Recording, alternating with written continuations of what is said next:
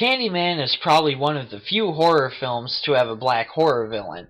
But no matter what the killer's skin color, Candyman is certainly one of the most bizarre and disturbing, yet intelligent creep shows ever put to cinema. Released in 1992, Virginia Madsen plays the leading lady Helen Lyle, a post-grad student who is doing a thesis on urban legends. Doing this, she finds out about the murderous apparition Candyman, a hook-handed son of a slave that met his grisly demise by being stung to death by bees for impregnating a white woman. When Helen tries to prove his non-existence by performing a summoning chant, her life takes a bloody and horrifying turn for the worse.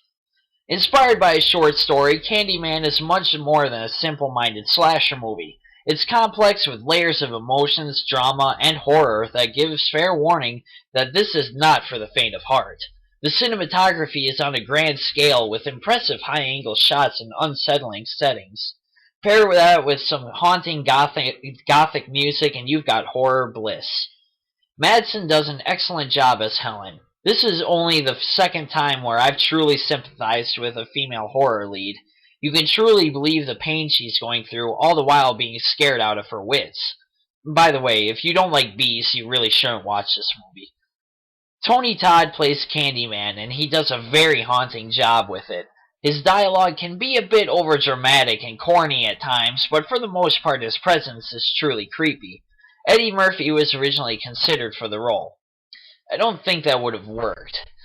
The kills in this movie are really grotesque and bloody. They're not over the top and silly like most slasher films. Watching this, I felt like someone could truly be killed like this. Really messy stuff.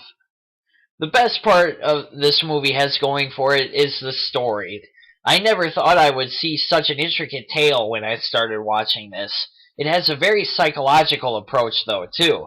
When Helen is accused of murder and is committed, the audience has to decide if she really did it or if Candyman truly exists. It really makes you question which reality you should side with in the film. In fact, I'm not really not sure what a few of the scenes imply, but I suppose you could take away different interpretations. The backstory of Candyman is grisly yet tragic, and the obsession he has with Helen is utterly spooky.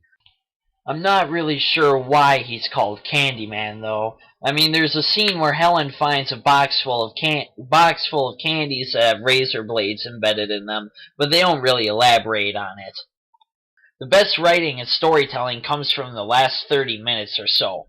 I won't spoil any of it, though, but I will say the film doesn't have a very happy ending, but it leaves one hell of an impact. To conclude, Candyman is definitely not to be overlooked as a campy slasher flick or a dumb splatter movie. It's got an intricate plot laced with terrific acting and genuinely haunting moments. Granted, there are some corny and gory moments, but it's all outshined by a glorious plot. Even if you don't find it scary, you can appreciate it for the story and cinematography.